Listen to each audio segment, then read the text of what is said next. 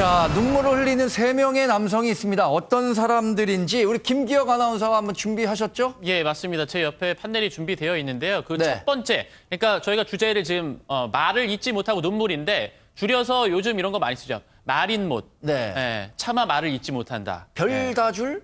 별다, 예, 그렇죠. 네, 예. 별걸 다 줄이는 별걸 다 남자. 줄였습니다. 예. 예, 그러니까 줄인 거. 자, 첫 번째 인물부터 뜯어보겠습니다. 진중권 전 동양대 예, 교수네요. 전 동양대 교수죠. 어제 그 국민당 발기인 대회에서 네. 이 정부에 대한 이야기 그리고 조국 전 장관에 대한 이야기를 하면서 눈물을 보였었습니다. 일단 네. 그 부분 먼저 보고 오시겠습니다. 사태는 저한테 트라우마였어요. 내가 믿었던 사람들 그리고 내가 믿었던 가치가 완전히 무너져 내리는 듯한 그런 느낌이었습니다. 저를 슬프게 했던 말이 있었는데 조국 전 장관이 청문회 나와가지고 나는 사회주의자다 라는 말을 들었을 때 그 생각이 계속 나더라고요. 그래가지고 제가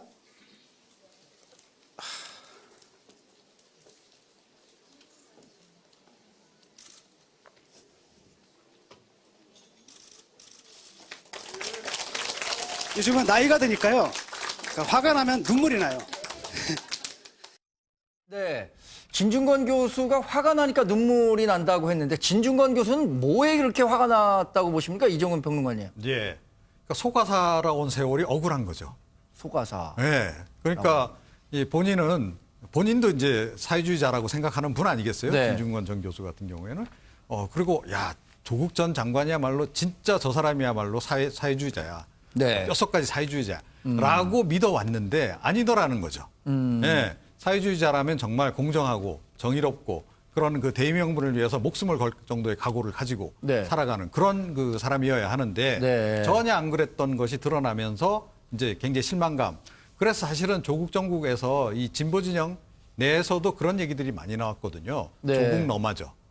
예, 그러니까 조국 전 장관은 그럴 줄은 몰랐다, 정말로. 네. 그런 얘기가 굉장히 많이 나왔던 거고요. 이제 그런 이제 개인적인 어떤 소외, 이것이 이제 어제 저런 행동으로 나온 게 아닌가 이렇게 생각합니다. 네. 그러니까 자신이 추구했던 가치에 대한 배신? 뭐 이런 것들이 있기 때문에 자기가 갖고 있었던 분노나 상실감이 더 커지지 않았나 이런 생각도 좀 들게 되고요. 박성배 변호사님, 진 전 교수가 또 다른 말도 했는데 이것도 굉장히 좀 의미심장했어요. 어떤 발언입니까? 그렇습니다. 이 질의응답 시간에 한 참석자가 드루킹 사건과 김경수 경남지사, 문재인 네. 대통령이 관련 없다고 한 생각이 그대로인가라고 물었더니 예. 진 전 교수가 아니요, 생각이 바뀌었다. 그때는 자기가 조국도 깨끗하다고 이야기했었다라고 발언을 합니다. 드루킹 사건과 관련해서 추가 사실관계가 밝혀지고 현 정권 인사들에 대한 인식이 바뀜으로 인해 네. 결국 드루킹 사건 자체에 대한 본인의 판단도 바뀌었다는 취지의 말을 해석됩니다.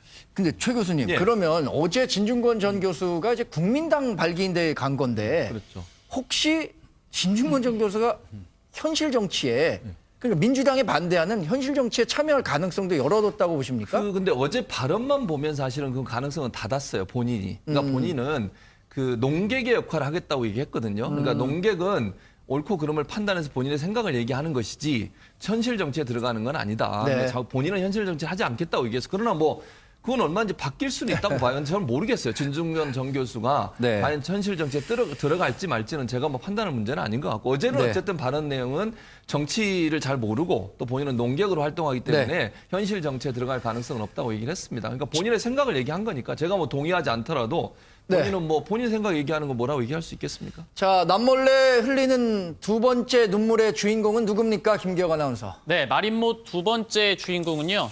바로 무소속의 이정현 의원입니다. 네. 황교안 대표가 이제 종로에 출마를 하겠다고 선언을 하면서 네.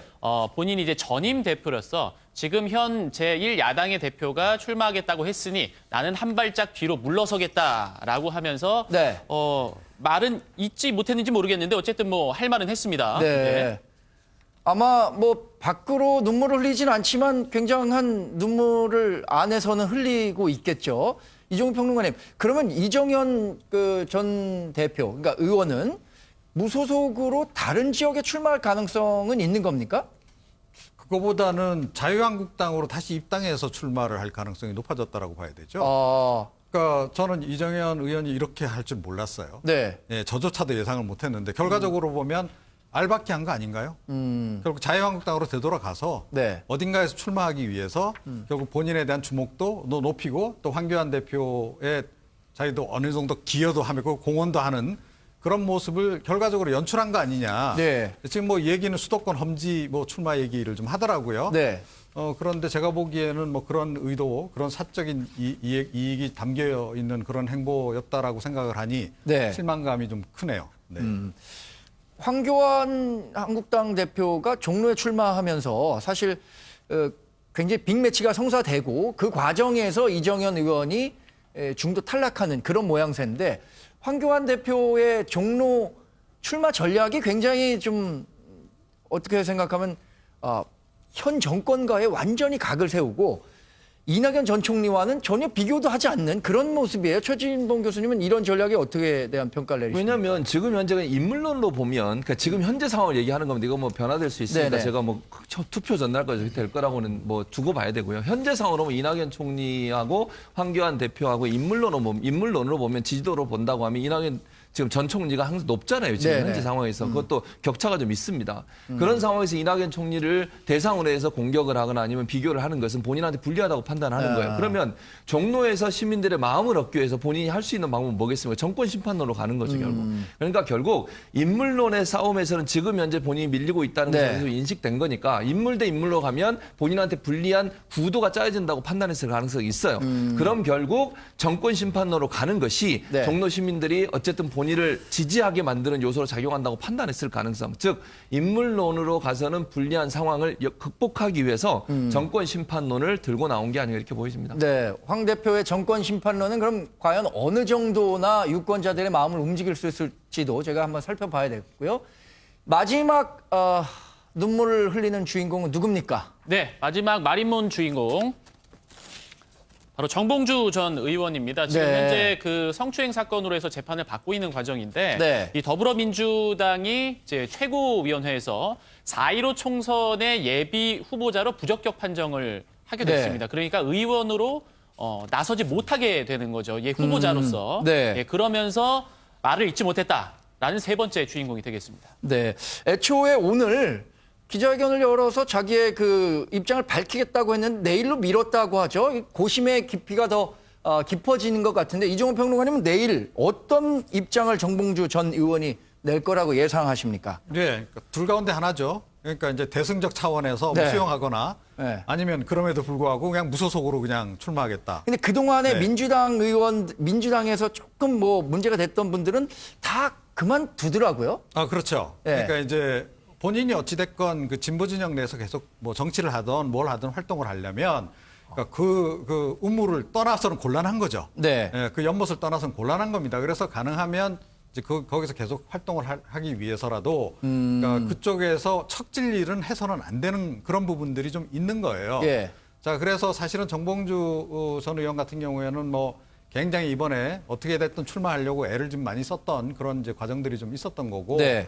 사실은 그와 관련해서 청와대도 문재인 대통령도 약간은 뭐 좀 도와주는 역할도 했다라고 생각해요. 그러니까 정치인으로는 처음으로 사실은 그 당시 특별 사면 받을 때 네. 거의 원포인트 특사 받다시피 했잖아요. 이제 그런 부분들. 그런데 이제 청와대 생각은 아마 그 정도까지 우리가 당신을 도와줬으니 이번에는 당신이 우리를 도와달라.